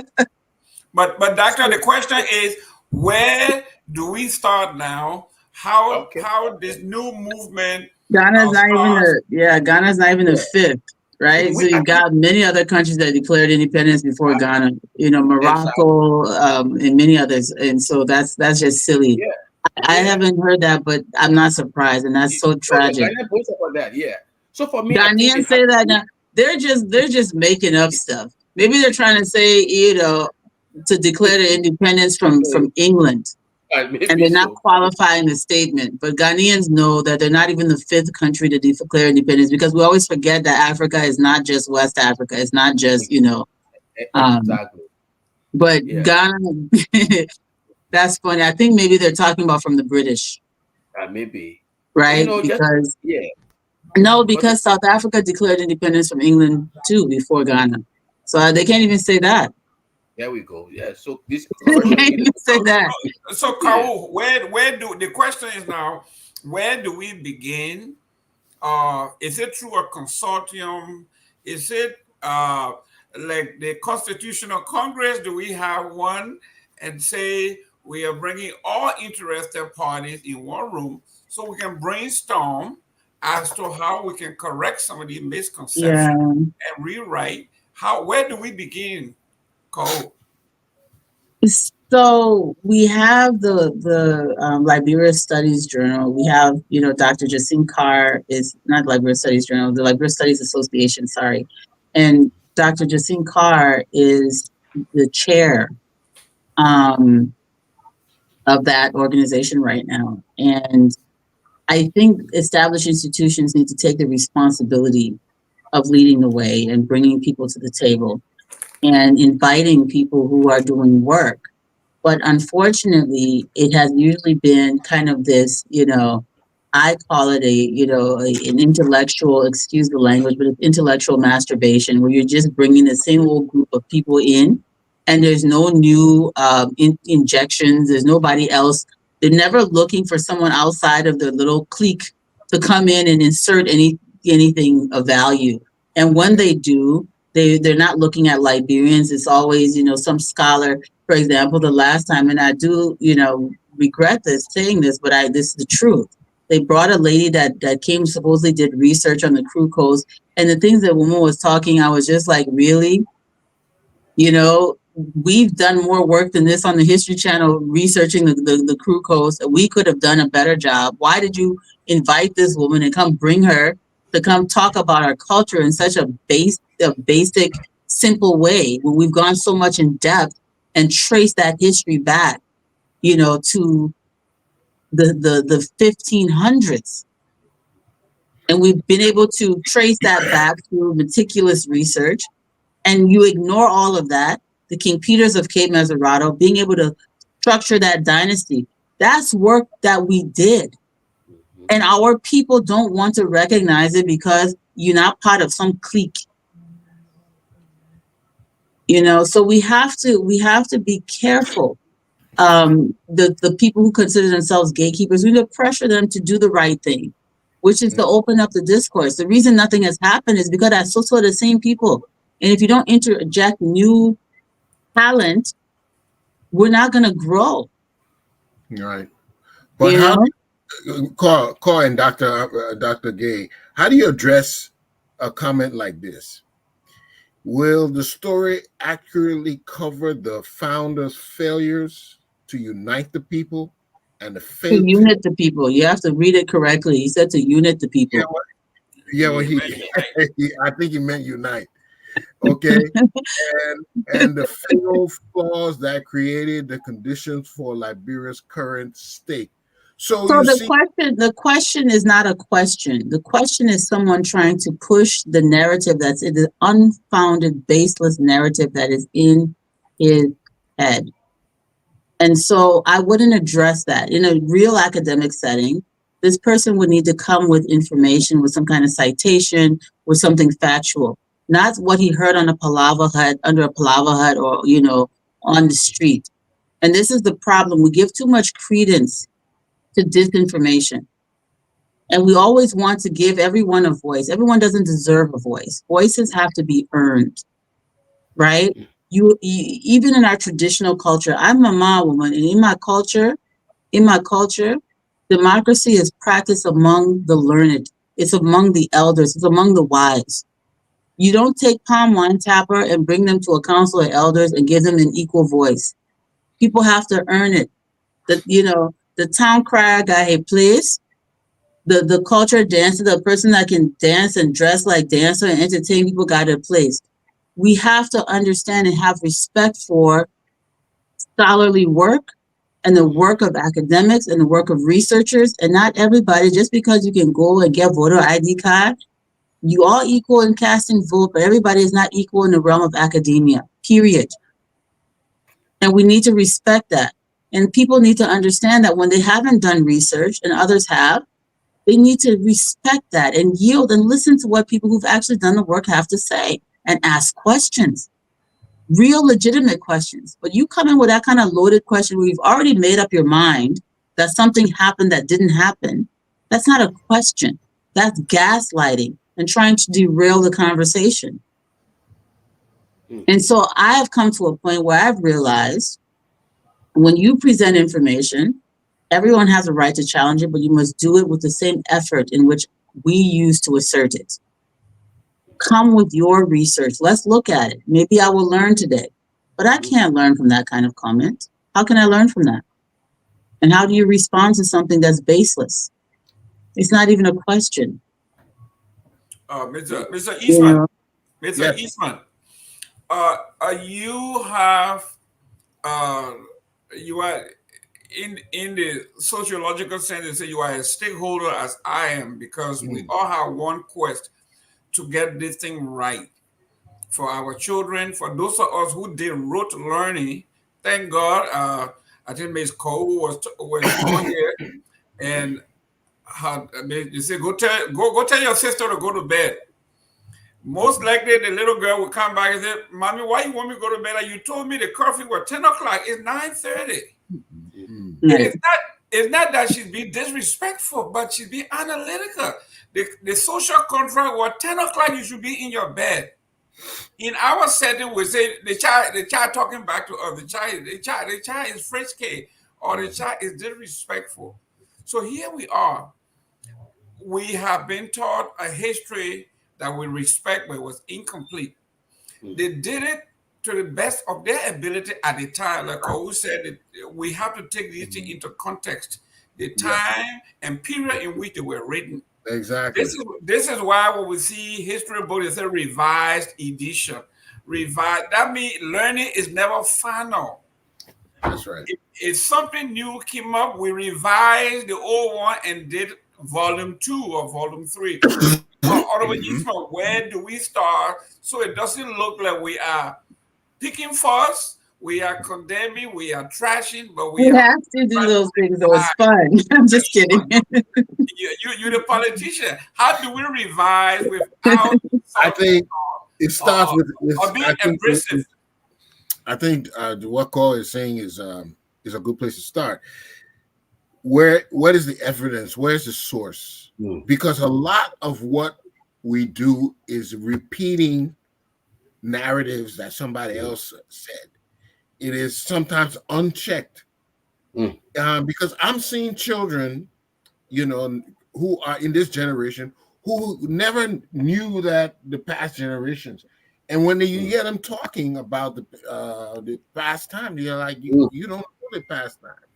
How can you? So I think the first thing is what we call fact checking. We need to establish what really is the historical evolution of ourselves, and of course we need a direction. Okay, what do we hope to achieve as a people? I see some people are still bent on diversity. They want to maintain diversity. They don't want unity, like that comment. They don't want to bring the country together and let's move ahead. So another thing we have to pound the nail on is we need unity so we can have the progress we want. Yeah. So did you see, Jimmy, the Unification Day program we did? No, I didn't get a chance to see So that. there's a whole library of Liberian History Channel. I would encourage everyone to watch the Unification Day program because it talks about the efforts that were made to unify the country. And it goes back and talks about it in great detail based on everything that happened all the way, especially the Tubman administration, which culminated it. This has never, ever, ever, ever been one place and one people. That needs to be understood. So the thing is, it's a whole show by itself, and we've already done that show. So the Unification Day program that we did this year, which was honoring the legacy of unification and what that actually means. Unification wasn't really about uniting indigenous people with repatriates. It was about uniting indigenous people with other indigenous people. Of course, yeah. That was the main focus, because there was never a united group of indigenous people. We're at each other's throats. We're different people.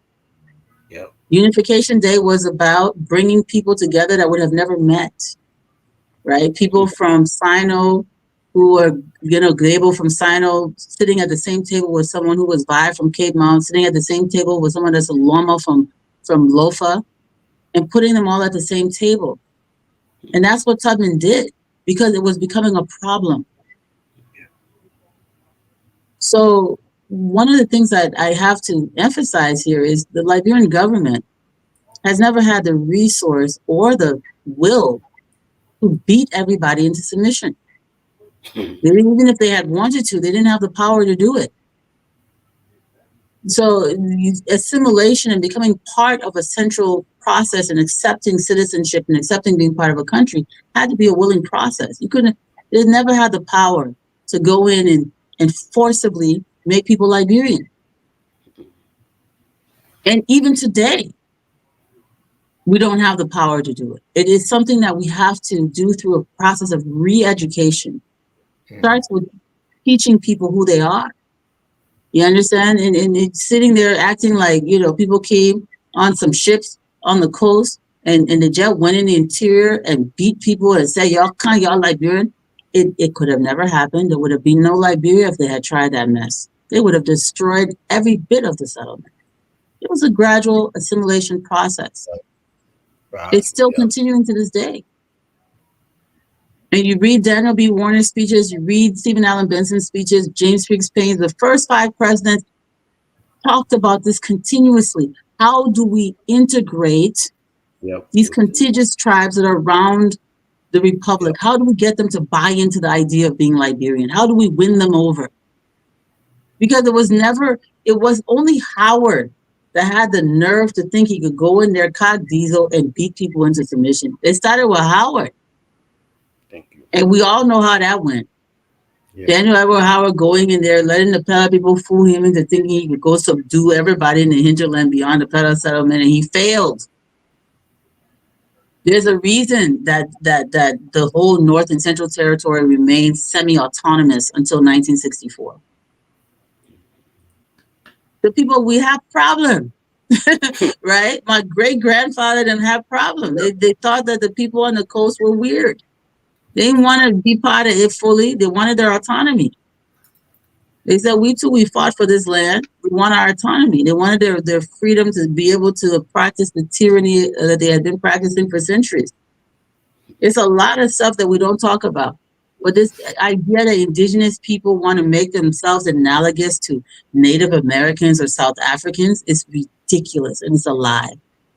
There's absolutely no evidence of it. Nobody just removed people from land and put them in reservations or concentration camps. It did not happen in Liberia. Well, ladies and gentlemen, you are listening to our History Channel here. We have the leader of that group, Ms. Kau Famole is here.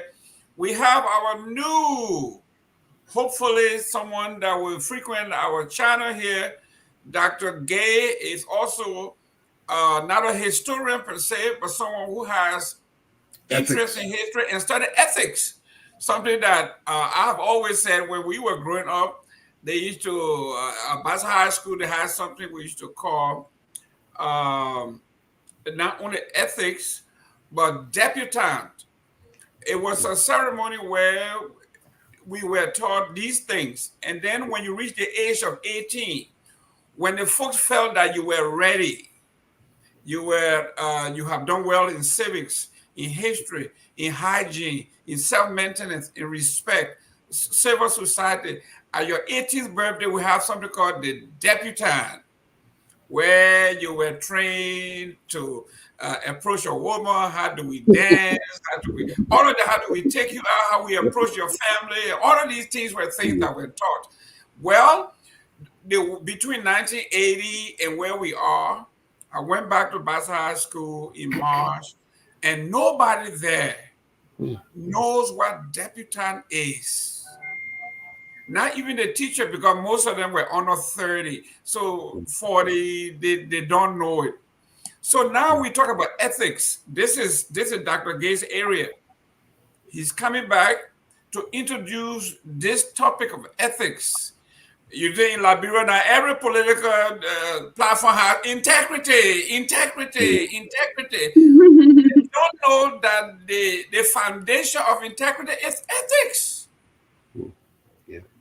So here we are. We have family values. They talk about your culture. What did your culture teach? The Sandy society, the poorer society, the importance of these things. All of these things. So Dr. Gay, talk to us. How do we teach? I know we got 14 more minutes here to go. How do we teach ethics into our history to make it profound to the point that it will have an impact on our teaching, our learning, and our professorship? Good question. I mean, the question is perfect. As I said to you, the root of any nation, any home, any family is ethics. How do you ground people in those principles that matter beyond yourself? How do you treat your neighbors? What I ought to do. These are the fundamental questions that we have to ask. If you don't ask them, you never get to build your society. And I think that has been the fundamental flaw of our society. And it's just starting, it didn't start for a long time. It is the last 40 years of most of these errors that we're talking about today. So, for example, co-racial issue, the first thing, I call it academic, I call it administrative corruption. When someone know full well you don't have the credential and you falsify it, once you move towards that level, nothing of yourself can be substantive because you are not grounded. And when you lose that, wherever you work around, all those around you, you're never going to make it work well because you become afraid, you're defensive, and in the end, you break down that entire structure. You have corrupted that. So how do we change that fundamental start? That's why ethics matter. When do we now take an ethicist within the various department, within the legislative setting, to see the laws you are making? Can we have a law in ethics? Can we check those fundamental issues? So we have to, there should be a political will to do that. And if there is no political will, we'll have what we have. We'll have leaders coming, or no, they lack the sense of vetting. Just the essence of vetting is an ethical practice. It's an ethical strength. If you can't vet, you become lazy. You create this bottleneck that we find ourselves. That is why we're not moving. So ethics matters so much. I'm more of an existentialist. I believe your destiny is in your hand. It is not up there to God to determine how we're going to move. That's why I don't do the God talk too much, because that's why we always go to pray. Let's pray to fix it. It doesn't work that way. we must take the horn and pull it. Otherwise, we'll have the errors of our past. Ethics is needed. It should be taught in school, and to start from a kindergarten setting. And we can build that up to the next generation. You believe me, 10, 20 years from now, you have young men and women with principle-minded or heart to teach, to work, and then you're going to see a value. You're going to see that reflected in the way in which we take our country. You now know your history. You know your country history is also built on ethics. And you will have a respect for your past, and then you can build a better society. That's how I see it. Great. Mr. Eastman, real quick, I'm coming to you. When he's talking about ethics. People talking about corruption in government. I don't want to hear that. When we talk about ethics, let's start when we were young. They say, what it says, civic is basically charity and begins at home, right? If I told you how much my own family had robbed me of home that I was building in Liberia, in fact, I got several scholarships, and the most recent ones was 2 weeks ago.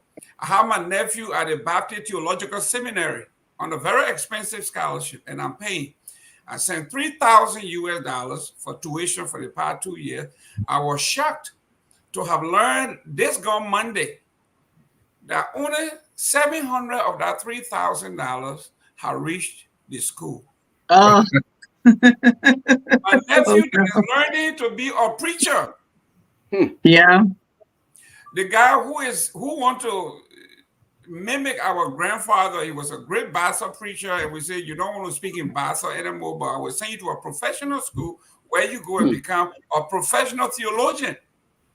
This man told me that he paid the money when I sent him the same way he sent me a receipt, only now to go do the auditing, and they told me that they had received $700.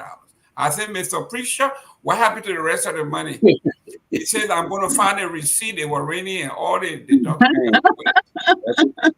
I'm going to say this to say, when you look at government officials, but we are neglecting our own homes, our own people. People don't go into government and become corrupt. We are corrupted before we People get telling their children to lie to their relatives in America about how much their school fees are so they can eat money from them. Yes, Mr. They're Eastman, learning it how from do our we house. address the ethical issue in our own home before we even go into government? How do we do this? Because charity begins at home, in our own homes. Well, So true. there's several aspects of ethics, but let's deal with moral principles. Ethics is grounded in principles such as honesty, integrity, responsibility. You have to teach this first, and after you develop, and then to me, I always relate ethics with values. You see, if your value system is also part of who you are, some people will not take that money, what you're talking about, because they value themselves more than their poverty. No matter how broke they are, they will not steal. Okay. Yeah. So your value systems, you have to encourage, you have to develop a system of values that people can espouse. That will help. I told you about yesterday. I think I was telling you about this guy who writes a management book. I think his name is Peter Drucker or something. He says, if you want to make a change, you have to change the culture. Yeah. Just must be taught. Not just the infrastructure. You have to go to the culture itself. And your culture is your values, your principles, your all of that. So we have to approach it just like I said. And I guess the youth would be a good place to start. But if you have a leader who's saying, you know what, we are poor, we do have these problems, but you know what, we're not going anywhere. We do it like this. Join me. Let's treat Liberia differently from now going forward. Let's do this. You start a campaign and you keep giving messages, subliminal messages, telling people that this is where we're going to because we will live better. We'll feel better about ourselves. We'll not keep pulling ourselves down and pulling each other down. And you keep messaging like that until you get a movement, you get people to follow you. And of course, you have to set the example out front. So it can be done, but it needs a commitment. But I definitely will start teaching the youth what is good. You know, those principles of and values, I would teach them. You know, I will end with this. Just the other day, I talked to one of my little cousins and I said, you know, it's not the paper you should be going after, the degree or the diploma. You want to go after the knowledge because it's the knowledge that's going to make you. Right. It's not that paper. And if you get that paper and you don't get the knowledge, you will go into society and you'll find out that you can make it. And then you will engage in other ways and other things that may challenge your integrity and your honesty. So get the knowledge, even if it's just a C, is better than an ill-gotten A. So excellent. Ms. Cole, I know you have a leadership series. I want to do a shameless plug here. When is it? Where is it held? What does it cost? Who can attend?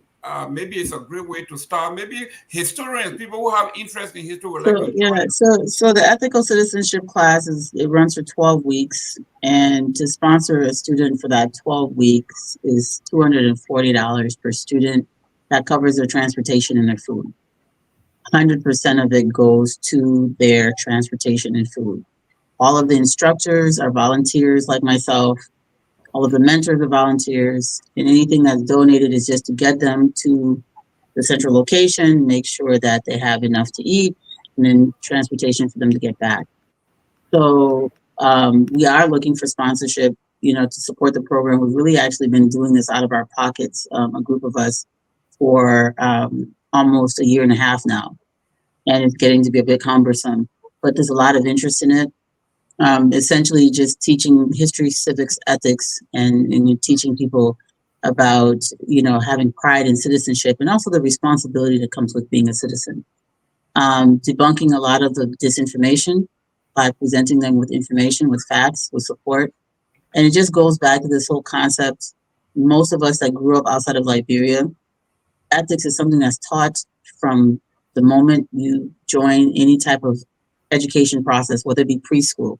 Wait in line, take your turn, tell the truth, be nice to your friends, basic things like that, regardless if you come, what household you come from, whether your parents, they're not wait in line, whether your parents are, drink excessively or they're hyper religious and xenophobic, it doesn't matter. Once you come to school, there's a code of ethics everybody has to abide by.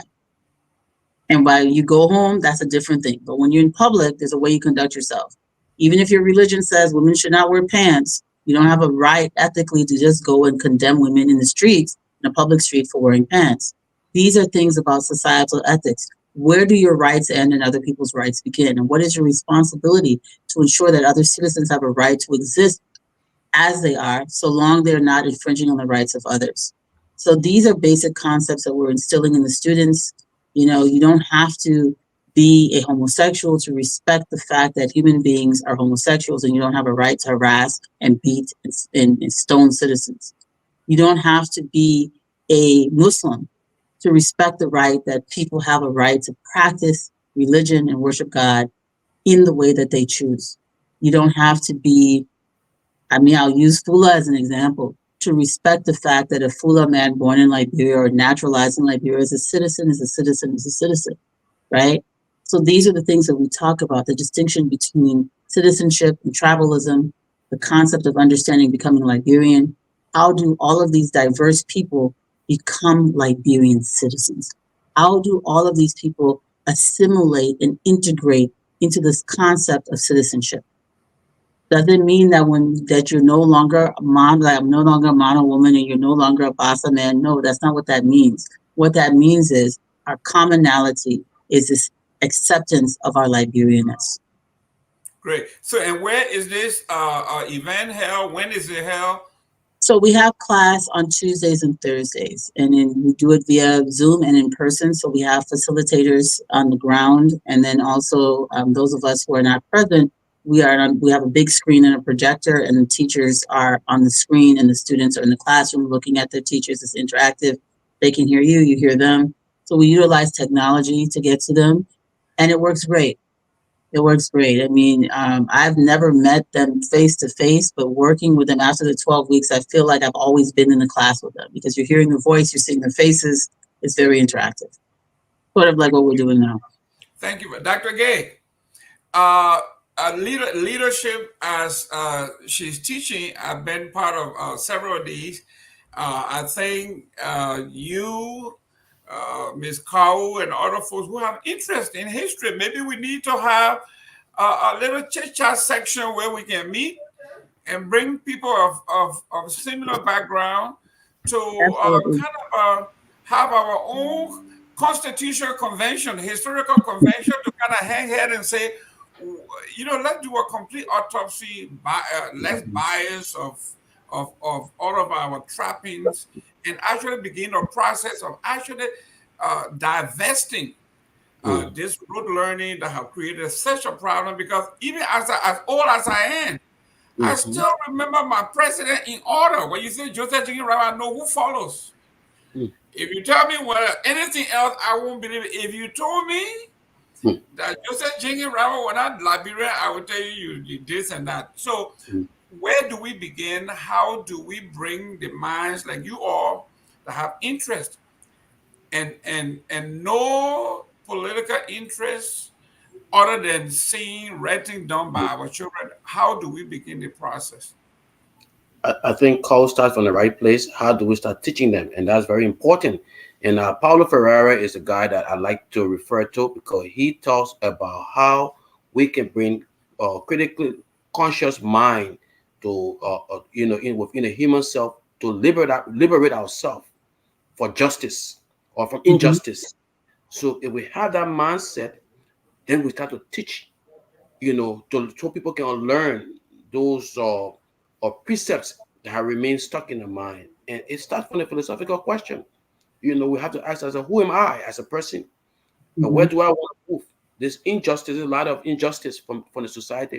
It comes from the mind. That is why the mind or insight is the highest of all forms of beauty, of happiness.